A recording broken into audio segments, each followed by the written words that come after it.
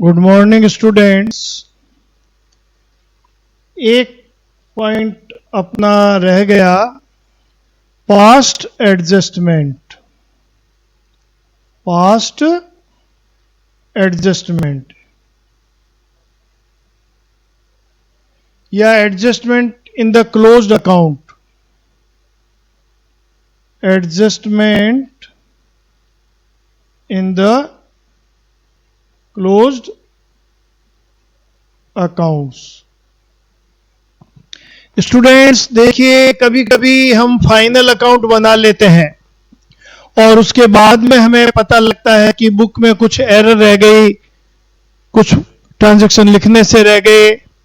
तो जो एरर है उनको हम रेक्टिफाई करेंगे और जो ट्रांजैक्शंस लिखने से रह गए उनको लिखेंगे। लेकिन ये सब हमें कब मालूम हुआ?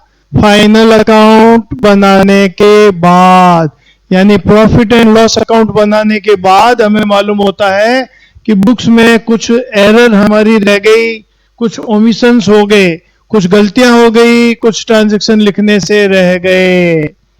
ये फाइनल अकाउंट बनाने के बाद हमें मालूम होता है। तो ऐसे में जब हम एडजस्टमेंट करेंगे तो उसको बोलेंगे पास्ट एडजस्टमेंट। उन गलतियों को सुधार करने के लिए, उन भूलों को सही करने के लिए रेक्टिफिकेशन करेंगे। जो ओमिशंस हो गए, जो एरर्स हो गई, उनका रेक्टिफिकेशन करेंगे तो वो पास्ट एडजस्टमेंट कहलाएंगे या बंद हुई बुक्स में एडजस्टमेंट कहलाएंगे। इसके लिए हम एक एंट्री के द्वारा फाइनल रिजल्ट को बुक्स में रेक्टिफाई कर सकते हैं और दूसरा हर एक ओमिशन और एरर को रेक्टिफाई करने के लिए अलग अलग एंट्री कर सकते हैं। तो अगर हमारी बुक में प्रॉफिट एंड लॉस अकाउंट बन गया, यानी हमने फाइनल अकाउंट बना लिए, उसके बाद में अगर कोई एरर या ओमिशन पता लगी है, कोई एरर या ओमिशंस मालूम है, तो इनको रेक्टिफाई करने के लिए हमारे को एंट्री करनी पड़ेगी।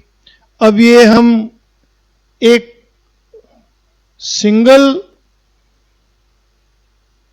एडजस्टमेंट एंट्री के द्वारा नेट इफेक्ट को दिखाकर कर सकते हैं और हर एक यानी प्रत्येक एरर एंड ओमिशंस के लिए अलग अलग एंट्री से एडजस्टमेंट कर सकते हैं। तो समझ गए आप? फाइनल अकाउंट बनाने के बाद हमारी बुक्स में पता लगता है कोई एरर रह गई, कुछ ओमिशंस हो गए, कुछ भूल गए, कुछ गलतियां हो गई, तो उनको सही करने के लिए हमारे को रेक्टिफिकेशन एंट्री करनी पड़ेगी। ये दो तरीके से हो सकती है। नेट इफेक्ट को केवल सिंगल एंट्री द्वारा एडजस्टमेंट करके और हर एक गलती, हर एक भूल, हर एक एरर और हर एक ओमिशन के लिए अलग अलग एंट्री करके ये एडजस्टमेंट किया जा सकता है।